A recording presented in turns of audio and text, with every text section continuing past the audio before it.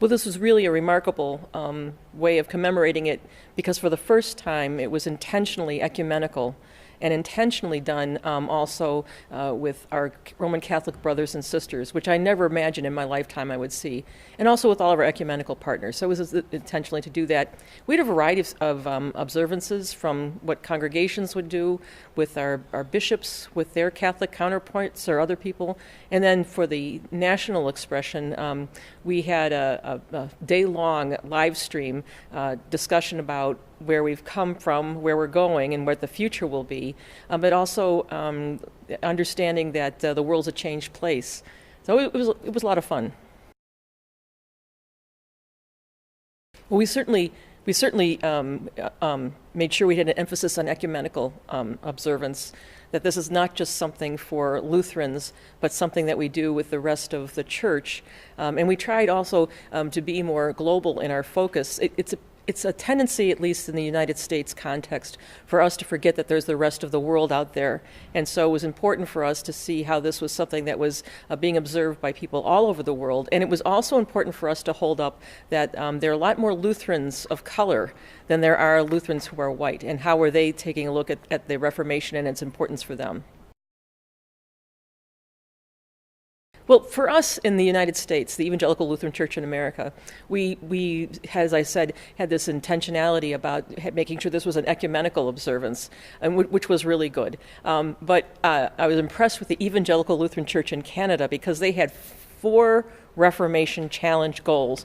One was that they would resettle 500 refugees. Another one was that they would sponsor 500 student scholarships in the Evangelical Lutheran Church in Jordan and the Holy Land. One was that they were going to plant 500,000 trees, and another was to raise $500,000 for the Lutheran World Federation endowment. Some of their goals they exceeded, some they didn't, but it was just so impressive to me that they were thinking beyond their own church. Well, I think on a maybe official level, we're discovering that we have far more in common than we thought we did. I remember as a girl growing up that Reformation Sunday was a time to make sure everyone knew that we were not Roman Catholic.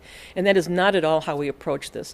Our church in 2016 took an action to endorse the document Declaration on the Way, and we did that in conjunction with the Roman Catholic Dialogue Team. And across our church, from the parish level to synodical levels or church-wide level, we made sure that this was something that included Roman Catholics in participating in this, in having meaningful parts in the worship services, and also doing diaconal work together. Lutherans are also often said to be a church that's always reforming. Semper reformandum. But Luther never really talked about that much. He talked about that the real gift of the gospel is that we're set free.